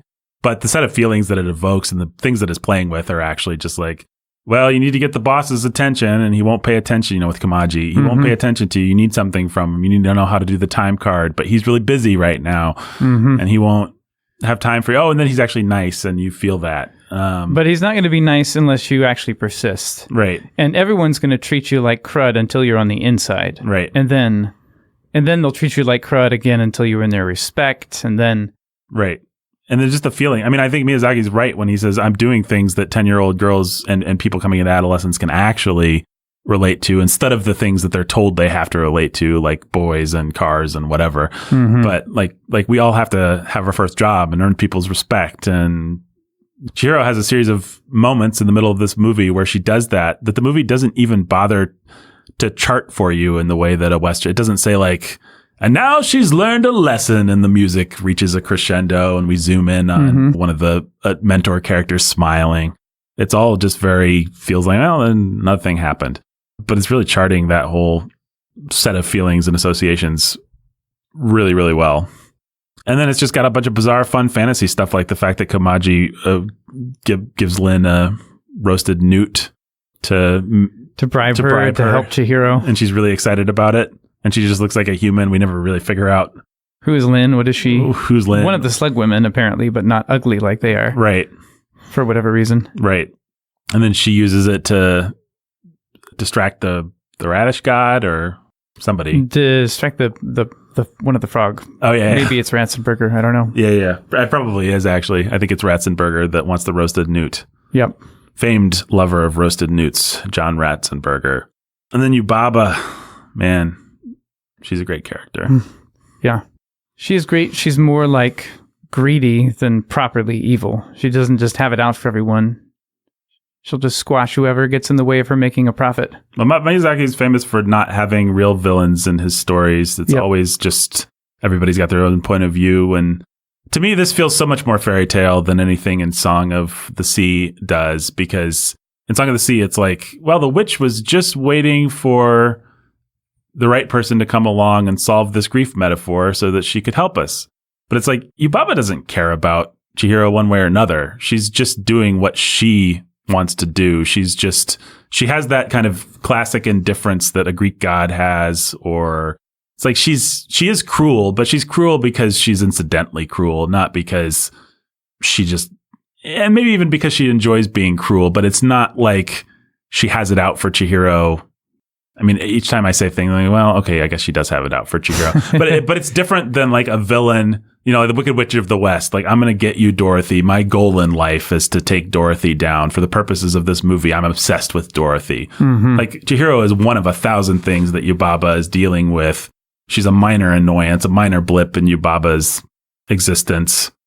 And it's just one of those things. Like, the whole universe isn't bending to help Chihiro on her hero's journey, or to acknowledge that Chihiro is on a hero's journey. It's just other things are going on. She happens to fit into them. And I love the baby, and I love the lack of sentiment, which was with the baby is... well, the baby's another thing that just works as like, oh, we know parents like this. She may be a greedy, kind of capricious parent, but with her baby, she's going to be she's going to be overindulgent. She's going to spoil it. She's going to baby the baby to a degree that's obviously unhealthy and bad, going to be sentimental and ridiculous, even though she's a bad person who doesn't care about people. Right. And who did she have this baby with? I know. Where did it come from? Better not to ask such questions. Better not to ask such questions. Yeah. I love the fairy tale. This is classic, even Western fairy tale. The idea of signing your name and giving away your name, and your name being a totem of spiritual significance that a god or a malevolent spirit would be interested in taking from you. Because it gives them power over you. Right. Which is true. Yeah. I mean, but Chihiro, the name Chihiro, this is something you wouldn't catch unless you knew Japanese, but I remember reading this in a review or essay years ago. Chihiro means 1,000 fathoms, and Sen, which is her replacement name, means the 1,000. So it's the idea that she's just been absorbed into a faceless mass of workers. Mm-hmm. She's lost what makes her her, and she's in danger of just living the rest of her life. I mean, again, I keep reverting to economic metaphors because I think the film wants me to, but she's in danger of just living her life trying to climb the corporate ladder and make a little bit more money. Mm-hmm. And just forgetting anything else about her purpose or who she is. Yeah, I mean, it is a corporate metaphor, but I don't know. Why doesn't it bother me that it's corporate metaphor? Maybe because it feels relatively fair. Yeah. Like, yeah, of course this can happen to you. Sure. It's a problem. You can get stuck. Well, and Miyazaki seems to have some sympathy for Yubaba and for the people that run this place. It's not... He doesn't hate them. Yeah, he's not saying, oh no, they're going to burn down the forest and we have to stop them or something, like a stupid... It's a fun pun with her name. That's right. I knew there was one, but I was trying to remember. Yeah. It's just one kanji removed. That's right. From Chihiro becomes Sin. That's right. Which you see visually. Yeah, that's right. Visually, she lifts one kanji and turns her from something specific into something generic. Ah, yeah, that's beautiful. How can't you love that? That's it's very clever. Amazing. We get the stink spirit. That's Miyazaki at his most preachy and kind of ecologically. Although I've never been bothered by it. Me neither. I don't know. The stink spirit has all the garbage in him. He said was inspired by seeing a river that he knew full of garbage and the clean out project that ensued to make it nice again, and how much it actually stank to get all the crap out of it. I think Miyazaki's fatalism actually helps him here, because where a Western liberal would be like, you idiot, how dare you throw your bike into the river? And Miyazaki's sense is more just like, well, bikes get thrown into rivers. Bikes, people are dumb. Yes, people are dumb, but people are going to keep being dumb, and this kind of thing happens. And wouldn't it be nice if in the case of one river, we could clean it up? Right. But I'm not holding my breath. Right. Yeah. The river spirit's dying. He's like a skull, weird skull. He's one of the creepier looking guys, actually, once she frees him. Mm-hmm. You can't talk about Spirited Away without talking about No Face, though. One of the most iconic characters from Miyazaki. Everybody loves No Face. No Face, No Face. He's our man. If he can't do it, no one can. I've often heard that chanted. Yeah, people are always chanting. I didn't know what it meant until today. Yeah, it's No Face. He's the lonely spirit. Well, I don't know. You read him as a capitalist metaphor. I've always thought he was, but you read him just more of a personality type or something. I was reading him as another sort of teenager coming of age kind of type. He is shy. He is lonely. He wants friends. He wants to be our heroine's friend. And he tends to absorb the personalities and the traits of people and things around him. So when he goes into the bathhouse, he absorbs its greed and its monstrosity. He eats the frog, who's a very callow, greedy character, and becomes more like the frog. And and then when he's in nature and he's with Zeniba and all that stuff, he can be, when he's been purged of it, he can be good, but he's always going to take on or the traits of those he's around. I feel a little more like he's a metaphor for something like hunger, maybe. Mm-hmm. If you put hunger if you put your appetite in the wrong setting and you don't have any self-control, you'll go crazy, which is what happens to him in the bathhouse. Right. He wants to eat everything and eventually everyone. And he especially wants what he can't get his hands on. It's like, I don't know, if I were going to go completely metaphorical, I'd say he wants to commodify Sen and her care for others even. Mm-hmm. He wants to be able to sell that. So, but when you put him with the good witch who just works with her hands, basically. Right. Like, you put him to a good use that keeps him sane. Your hunger is tied to what it's actually producing and what it needs and what makes it happy instead of all the things it could desire. That all feels a little strained or a little sweaty. No, but that's the kind of sweaty that Miyazaki will often be. Yeah, I think so. So there is Zeniba. It is fascinating that the good witch and the bad witch look exactly the same.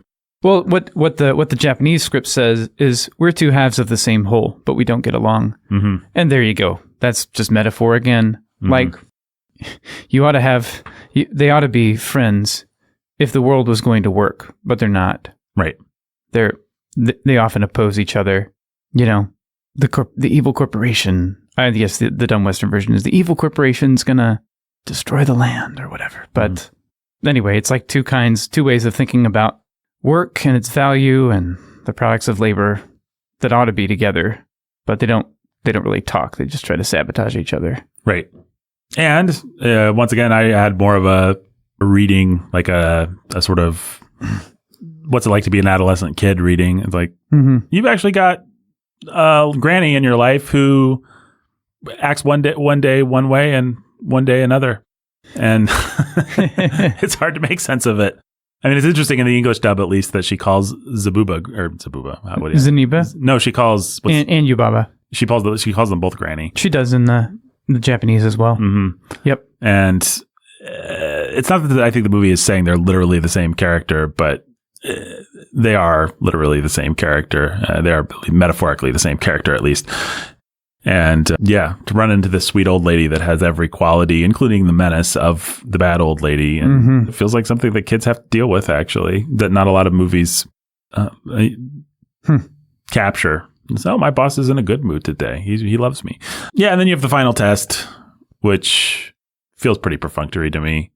But I guess I never minded it, never resented it. Sounds like you might resent it a little, but to me, it's just like, well, this is a fairy tale test. I mean, you're going to have your parents turn into pigs. She has to recognize them.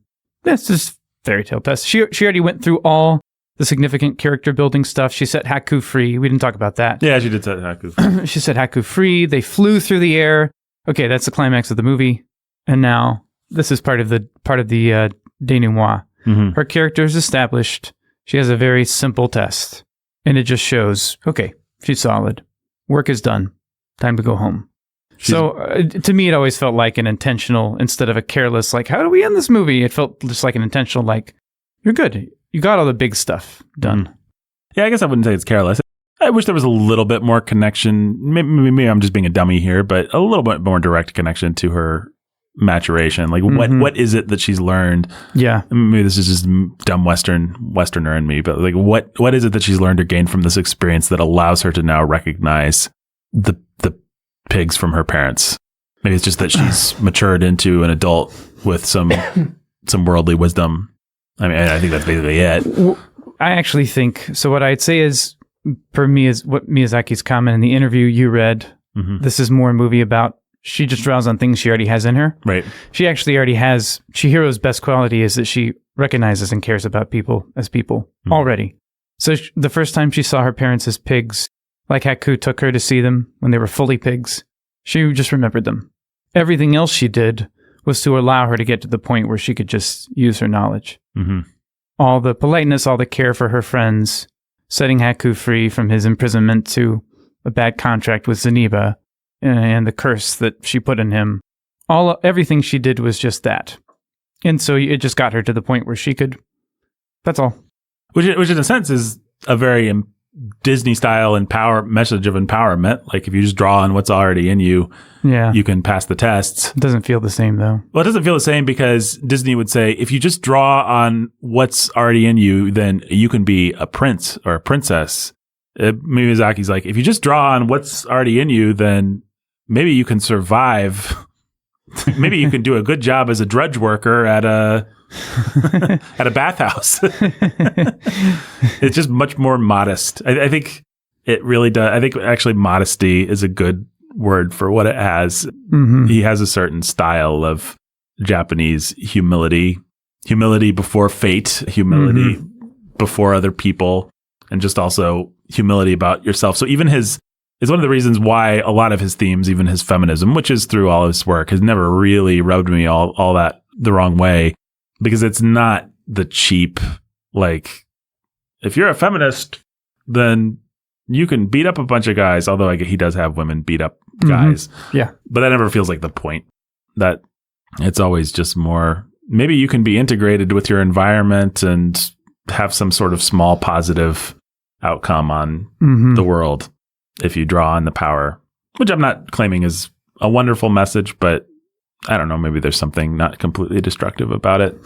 This is not a crappy grief metaphor like Song of the Sea that fails in every level and offends those with sense and taste enough to discern it. We can be glad of that anyway. Can't we, dear listener? Now I'm being a troll. I still like Song of the Sea, I think. I'll see it again, and maybe I'll see it next year and decide. It's a free country. Isn't that nice? Yeah, that means more people watch Song of the Sea. Well, that's too bad. But wow. We could be an Asian country and have it all censored for us. Yeah, exactly right. And just aspire to be nothing more than drudge workers. Drudge workers at a bathhouse. At a bathhouse. Yeah. And have our stories be parables of just being content with that. Yep. That would be bad. Hey, I'm not trying to argue that Miyazaki's philosophy is anything all that special. I'm just saying he knows how to tap into a lot of stuff that is meaningful. Because he's a good filmmaker and a good student of human nature and all that stuff. And Chihiro, I would say, is far and away his best heroine. She is just very normal, very likable, very... Kiki annoys me a little bit. She's a little too wish fulfillment, feminist something, empowerment. But Chihiro's just a 10-year-old girl. She has the strengths and the qualities of a good 10-year-old girl, I guess. But Kiki needs the love of a boy who's in danger in order to get her mojo back. I still haven't seen that one. It's not one of my favorites. No, it's not one of my favorites either. It's probably maybe my least favorite. No, Hal's my least favorite. Yeah, Hal's is just a disappointment. Yeah. Ashitaka is a great hero. And Princess Mononoke. Yeah, one of his rare male heroes. He's an awesome male hero. Yeah, he's good. He's actually like the patriarch, basically, in the movie. The successful patriarch. Not awesome enough to get the movie named after him, though. No. That would be Princess Mononoke. That's right. Well, what else? You have the romantic relationship between, what's his name? Haku and Chihiro. Mm-hmm. In the Japanese script, in the subbing, it just says, what Zeniba says, he's your dragon boyfriend. Oh, really? Yeah, she does. That's interesting. I wonder why Disney felt the need to... I don't know. I mean, it is a 10-year-old girl and a 1,000-year-old river boy thing. Yeah, although in the Japanese dub, he's played by a child or about a 14-year-old actor, I believe. Sure, he is. And I mean, it's the same thing in the Japanese voice cast. Sounds like a young kid. In the American dub, though, he sounds kid. like he's about 30 or something. He sounds significantly older than... Wait, I'm sorry. Maybe you just said in the Japanese voice cast. Did I just repeat what you just said? I probably did. I don't know. Whatever. Okay. So, yeah. I don't know. Disney cast Max Goof as SM. Huh. So, Jason Marsden, the official voice of Max Goof since 1995. Jason Marsden. I don't know who that is. Max. He's Goofy's son, Max. Oh. Like Goof Troop. It took me a minute, too, because I don't think of his last name as being Goof. I forgot that existed until now, actually. Yeah. So. Since 1995, the one and only Max Goof. The one and only Max Goof. He's been active since 1986. He does have Max Goof's voice, and that's funny. I can recognize it. Well, let's see. Is there anything else to say about this movie's plot? She gets back in the car with her parents. They drive away. Mm-hmm. Disney adds a silly little dialogue coda that the Japanese sub doesn't have. That's right. Where he's like, going to a new school could be scary. I think I can handle it. See, morons? Now she can handle it. Yeah. He's also Thackeray Binks. Who? Thackeray Binks, the black cat in Hocus Pocus. Ah. Huh. I have never seen Hocus Pocus. Likewise. One of my blind spots, I guess. I don't feel too blinded by not having seen Hocus Pocus. Maybe I'll watch it this Halloween. Anything else to say about the plot or anything, either of you? No, I don't know. I don't have coherent thoughts. This is a very episodic movie. It is very episodic. But it kind of fools you in its way. It feels like enough's happening. And as an American, at least, you're always kind of wondering, is Zubaba going to develop into a real threat? Are we going towards a plot? And you find out the answer is no. But the answer is no. The answer is just like, this is just about Chihiro's personal journey, basically. But it's not in a way that I ever resented. I liked it. No, I love that sort of thing when it's done well. I liked it. And once you get to the train, which I saw Miyazaki said that in his mind, that was the ending of the film, when she gets on the train by herself or with no face. But right. I always like that just because it is like that sense of, it just captures the feeling you have of looking at people you're passing on the train or in the car who you'll never meet, you'll never know. Mm-hmm. Their lives have an immense significance, but it's known only to them, and soon everyone will die. Yeah. And somehow it's just a train ride scene, but that's what it captures. The other people on the train are ghost people, like they're just silhouettes of people with their bags and their hats, and they're clearly working class people getting off at their stop. And it just has that sense of, you don't value these people and you don't know their names, but there's a lot of them. They matter. Yeah. And you should remember that. Yeah. Because life goes by really fast. It just gets all that stuff, which I remember feeling that as a kid. Mm-hmm. Just having a sense, being on the plane, for instance, when I first flew, of like going up over subdivisions and seeing all the houses and thinking, there's a lot of people, I don't know any of their names. I'll probably never meet them. Mm-hmm. Just having kind of you could say a sentimental response to that. Yeah. But whatever some of the good parts of that are, Miyazaki captures. Yeah, he does. That it's a weird feeling, and yeah, that train scene has a boy. I hate to say things like this, but it has a profundity to it. Yeah, and it just captures that weird displaced feeling of being in a train, looking out the window, seeing the scenery go by. Just that weird kind of eerie feeling of displacement. I mean, this movie does that sort of thing so well. What's that, listener? You want me to talk about liminality? Sure, I'll talk about liminality. This movie might as well be called Liminality, the movie. I mean, I think it gets at that weird feeling of in-betweenness. Mm-hmm. I mean, if people don't know, there was a Dutch ethnographer named Arnold van Gennep or something like that. He wrote a book called Rites of Passage, and the rites of passage are preliminary, liminal, and post-liminal stages. So you're a kid, that's preliminary. You're Chihiro, that's liminal. And post-liminal is you're an adult.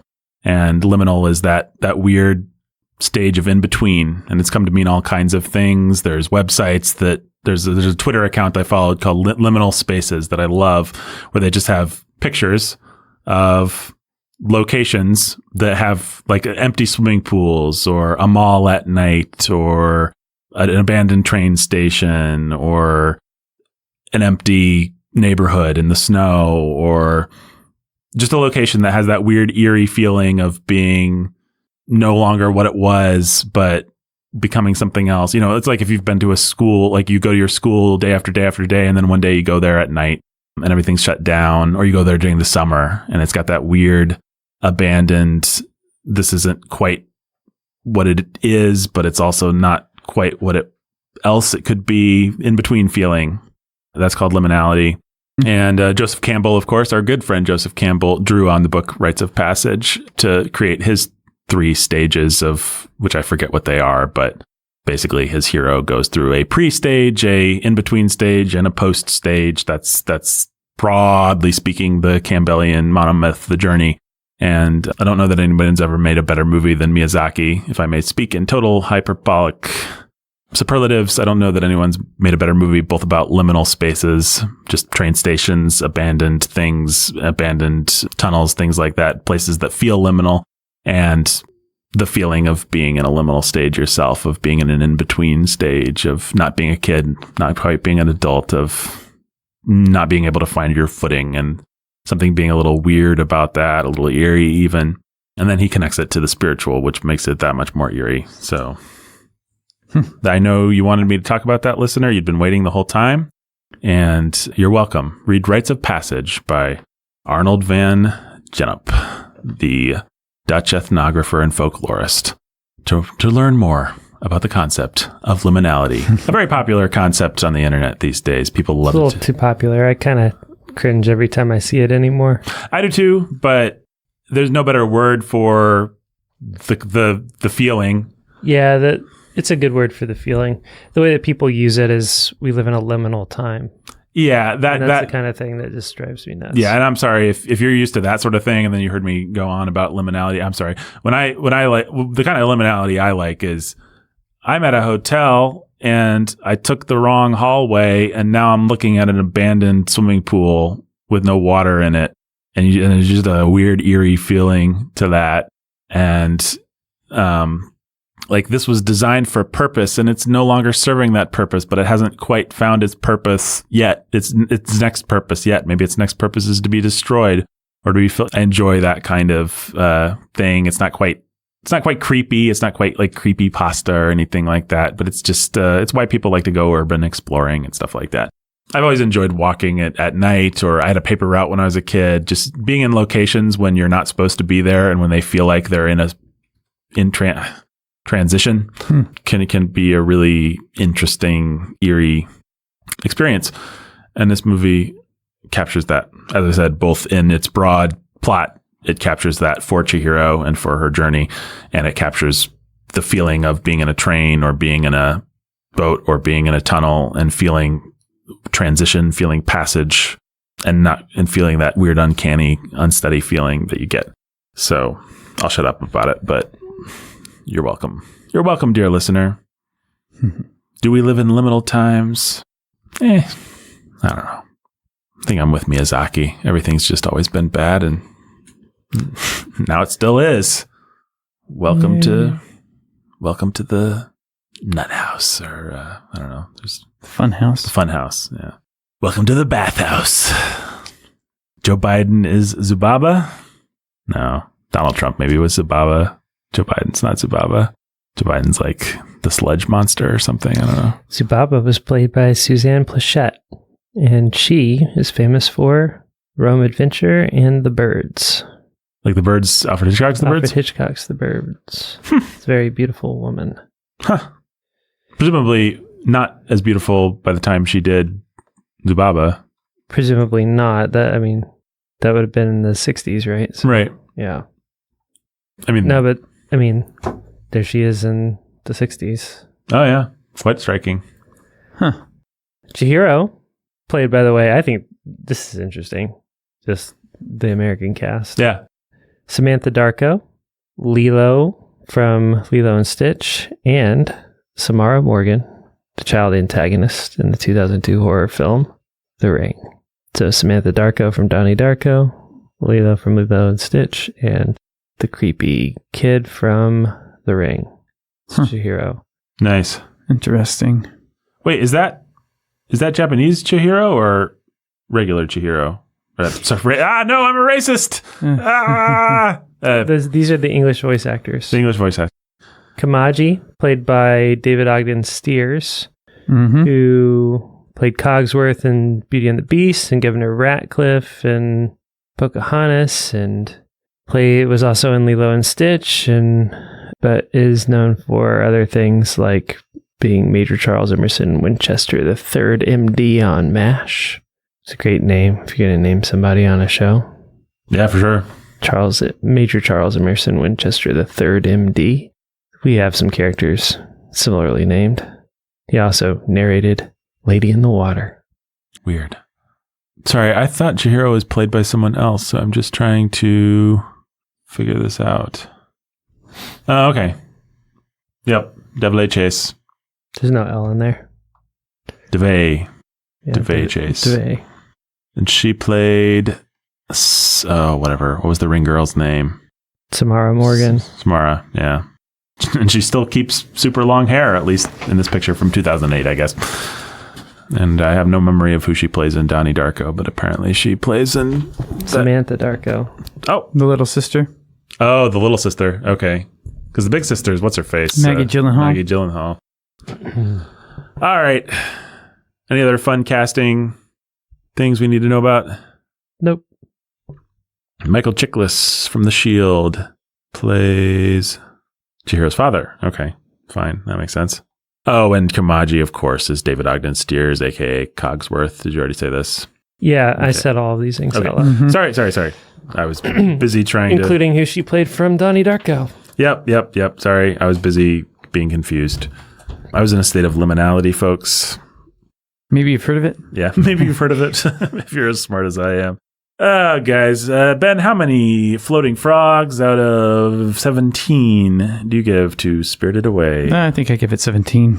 Jake, how many floating frogs out of 17 do you give to Spirited Away? 15. 15. All right, I will give it 17. I think it is as close to a perfect movie as anything we've probably discussed on this podcast, and I do not think that is hyperbole. I think that is just the facts. All right. What are we doing next time? I think we've already decided. Doctor Strange. I think Doctor Strange and the Multiverse of Madness. Did we decide that? We decided we're doing it. I don't know if it's next. Huh. What's its release date? Well, that's the question there, Governor. I suspect it is the very next thing we're doing. May 2nd. That's the premiere. Okay, that's the next thing we're doing? May 6th. Pretty sure? Cool. We're going to do that. Jake, I'll just say this on mic. We had a listener beg us to do not just the new Top Gun, but the regular Top Gun. Oh, yeah? Just throwing that out there.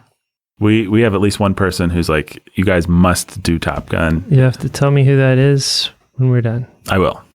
I think he or she carries weight, though. Their opinion carries weight. But we'll leave you listeners in suspense about that. We've got some other fun things coming up, but I'll tell you what else is fun, or who else is fun. His name is Jeffrey, and he is the winner of our Patron Choice Award of Awesomeness for today. Ben, what is it that makes Jeffrey so special and deserving of the Patron Choice Award of Awesomeness? Wow, let's see. That's hard. He spent an entire flight kicking the back of Bill Cosby's chair. That's what Jeffrey did? Yeah. I don't know what the reference to this is. It's a reference to famous Bill Cosby bit. I don't listen to or watch Bill Cosby bits. Yeah. And if he were a frog in a fantasy children's world, he would not be foolish enough to go for fake gold and get eaten by a big monster.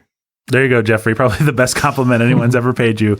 If you were a frog in a fantasy world, you would not be foolish enough to go for the gold and get eaten.